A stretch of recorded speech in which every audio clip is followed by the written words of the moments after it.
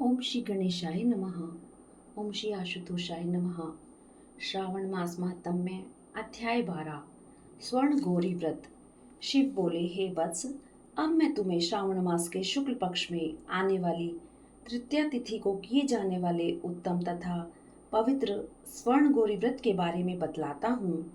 उस दिन व्रती को सुबह जल्दी उठकर नित्य कर्म व स्नान से निवृत्त होकर संकल्प करना चाहिए। तब 16 उपचारों से शिव और पार्वती का पूजन करना चाहिए। साथ ही इस प्रकार प्रार्थना भी करें, हे जगतपति, हे सुरपति, हे जगदीश्वर, मेरी अर्चना आप स्वीकार करें। भवानी महादेवी के 16 बायन पति पत्नियों को दान में देता हूँ। पहले चावल का आटा बनाएं। चावल के आटे से बनाए गए 16 मीठे पकवान बांस की 16 कटोरियों में सजाकर उनके साथ वस्त्र आदि रखकर स्वर्ण अलंकार आदि से सजाकर अपनी पत्नी सहित ब्राह्मणों को बुलाकर अपने सम्मुख बिठाकर बोले, मैं व्रत को पूरा करने के लिए, फल प्राप्त करने के लिए यह आपको देता हूँ। वस्त्र आभूषण अलंकार आदि से परिपूर्ण पतिव्रत धर्म सहित शाभन सुवासिनी इसे ग्रहण करें। इस प्रकार 1 वर्ष, 4 वर्ष, 8 वर्ष और 16 वर्ष तक व्रत कर तत्पश्चात पूजा पूरी करने के बाद ही उद्यापन करें।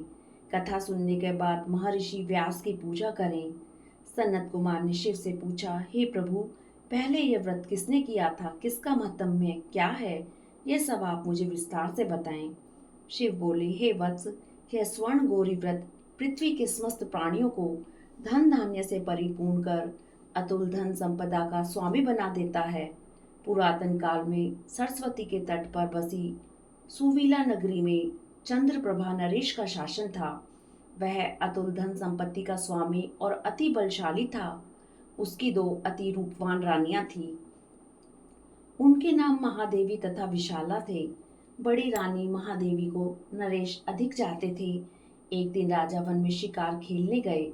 वहां पर अनेक प्रकार के पशुओं का शिकार करते हुए काफी समय व्यतीत हो गया, तो वे भूख प्यास से व्याकुल हो इधर उधर घूमने लगे। काफी दूर निकल जाने पर उन्हें एक तालाब दिखाई पड़ा। तालाब चारों ओर से मनोरम था। वह राजा ने देखा कि देवलोक की अप्सराएं स्वर्ण गौरी की पूजा में लीन थी। उनको राजा ने कहा, हे देवियों, आप यहाँ किस प्रयोजन हेतु यह पूजन कर रही हैं? इस पर उन्होंने उत्तर दिया, हे नरेश, हम सब स्वर्ण गौरी की पूजा कर रही हैं। इस व्रत के फलस्वरूप प्राणियों को प्रत्येक प्रकार की धन संपदा मिलती है। इसलिए हे नरेश, आपको भी अपनी प्रजा की भलाई एवं धन प्राप्ति के लिए यह व्रत अवश्य ही करना चाहिए। इस पर राजा बोले, हे देवियों, इस व्रत को करने की विधि मुझे मालूम नहीं है, वह आप मुझे बतलाएं। इससे प्राप्त होने वाला फल भी मुझसे कह सुनाइए। अप्सराएं बोली, हे नरेश, श्रावण मास में शुक्ल पक्ष में आने वाली तृतीया तिथि को यह व्रत किया जाता है। इसमें शिव पार्वती का श्रद्धा और भक्ति से पूजन किया जाता है। इसके लिए पुरुष वर्ग अपने दाएं हाथ में 16 तार का डोरा और स्त्री वर्ग भी 16 तार का डोरा गले या बाएं हाथ में बांधते हैं। इस व्रत की बस यही विधि है। चंद्रप्रभा नरेश ने भी 16 तार का डोरा अपने दाएं हाथ में बांधकर प्रभु से प्रार्थना की, हे जन दुख निवारक महाप्रभु, मैं आपके व्रत के लिए यह डोरा अपने हाथ में बांधता हूँ। आपका दयापूर्ण हस्त मुझ पर रहे। तब राजा इस व्रत को समाप्त कर राजधानी आ गए। परंतु राजा के हाथ में डोरा देखकर रानी अति क्रोधित हो उठी। उसने राजा के हाथ से डोरा बलपूर्वक तोड़कर बाहर दूर एक वृक्ष पर डाल दिया। राजा ने उसे ऐसा करने से मना किया, परंतु रानी ने राजा की बात नहीं मानी। उस डोरे के स्पर्श से वह सूखा पेड़ अल्पकाल में हरा भरा हो गया। छोटी रानी इससे बहुत प्रभावित हुई। उसने पेड़ से वह डोरा उतारकर अपने हाथ में बांध लिया। उस डोरे के प्रभाव से छोटी रानी का रूप लावण्य अधिक निखर गया, तो अब वह राजा को प्रिय लगने लगी। बड़ी रानी ने व्रत के डोरे का अपमान किया था, फलतः राजा ने उसका परित्याग कर दिया और वह दुखी हो वन में चली गई। वहां जाकर उसने पार्वती का ध्यान किया। वह वहां पर मुनियों के आश्रम के पास कुटिया बनाकर रहने लगी। मुनि उसे देखकर अति कुपित हुए और उसे वहां से भगा दिया। तब वह दुखी हो उस वन में दूसरी जगह जा बैठी। उसे वहां पर बैठे देखकर पार्वती का हृदय द्रवित हो गया। उसने रानी को दर्शन दिए। रानी ने प्रसन्न हो उसकी चरण वंदना की और प्रणाम कर बोली, हे देवी, आपकी जय हो। हे शंकर पत्नी, हे भक्त वत्सली, आपकी जय हो। आपको बारंबार प्रणाम है। हे मंगले, आप वंदनीय हैं। इस प्रकार देवी ने भी पार्वती से वर प्राप्त कर स्वर्ण गौरी का व्रत किया। व्रत के प्रभाव से नरेश जंगल में रानी के पास पहुंचा। वह रानी को महल में वापस ले आया।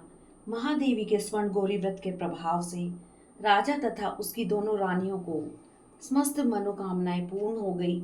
उन तीनों ने समस्त रिद्धि सिद्धियों का उपभोग किया। मरणोपरांत राजा अपनी रानियों सहित शिवलोक चला गया। शिव बोले, हे पुत्र, इस प्रकार जो भी प्राणी स्वर्ण गौरी का व्रत नियम अनुसार करता है वह मुझे तथा पार्वती को अत्यंत प्रिय लगता है। भूलोक में उस पर लक्ष्मी की वर्षा होती है। उसके समस्त दुश्मनों का विनाश होता है। अंत काल में वह भवबंधन से मुक्त हो शिव धाम जाता है। शिव जी ने कहा, हे वत्स, अब आप तत्चित हो उद्यापन की विधि सुनो। शुभ तिथि, शुभ वार, चंद्रबल व ताराबल हो जाने पर मंडप में अष्टपत्र कमल पर अनाज से परिपूर्ण कलश रखकर उस पर तांबे का पात्र रखें। उस पर भी एक बड़ा पात्र रखें जो तिल से परिपूर्ण हो। सबसे ऊपर शिव पार्वती की प्रतिमाएं रखें। उसके साथ 2 सफेद वस्त्र तथा यज्ञोपवीत भी रखें। विधि अनुसार वेद मंत्रों से पूजा करें। रात्रि जागरण भी करें। दूसरे दिन ग्रह होम और अधान होम करें। तब 1000 अथवा 100 आहुतियां दें। जो जो जो मिश्रित तिल को घी में मिलाकर हरी हो बनी हो। आचार्य का पूजन करके उसे वस्त्र आभूषण गऊ आदि दान में दें। तब 16 बायन दान करके ब्राह्मणों को भी भोजन करावें। ब्राह्मणों को भी अपने धन की क्षमता के अनुसार स्वयं पत्नी सहित दक्षिणा दें।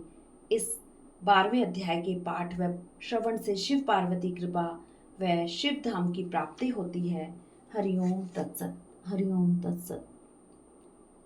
ओम नमः शिवाय। ओम नमः शिवाय। ओम पार्वती पते हर हर महादेव। नमः शिवाय।